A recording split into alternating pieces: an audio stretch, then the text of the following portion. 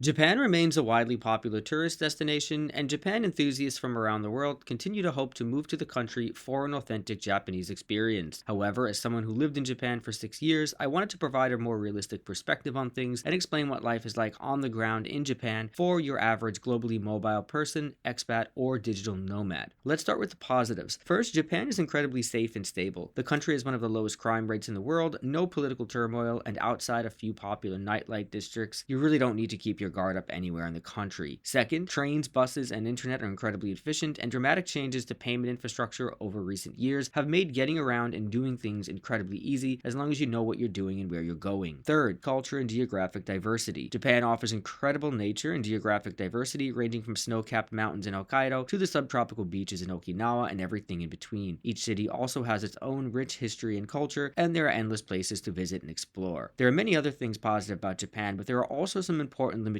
that nomads and global expats should be aware of, as they'll make your life considerably more complicated if you try to move to the country. Most importantly is the absence of infrastructure catering to foreign residents and nomads in particular. Although Japan offers a digital nomad visa, it is not very appealing, as we talked about in our video on the topic. The requirements for the nomad visa are high, and it doesn't give you the right to a residency card, which prevents you from renting normal accommodation, banking, and getting a Japanese phone number. Lacking these will add considerable hassle to your life and make things much more complicated than if you were a resident. Second, the obvious one, language and cultural barriers. Compared to other places globally and in Asia, English levels remain very low, and communication outside of major tourist areas can be challenging if you don't speak Japanese. This is especially true outside of Tokyo and Osaka, where communicating and getting things done will be very challenging. This means that going to public offices and doing things administratively to get settled in the country will be challenging, and it also means that your opportunities to interact with locals will be limited, so unless you're in an international city like Tokyo, you're probably going to be confined to certain expat bubbles. Third, a lack of a nomad community. While Japan's digital nomad community is slowly growing, it's not as well established as places like Bali or Thailand. Expats you will find in the country are usually employed by Japanese employers, language schools, or international companies, and they live a fairly consistent professional life. This means that your nomad experience will probably leave a lot to be desired, and you'll struggle to find like-minded people during your stay. Finally, bureaucracy. Everything in Japan will be incredibly bureaucratic and outdated by global standards.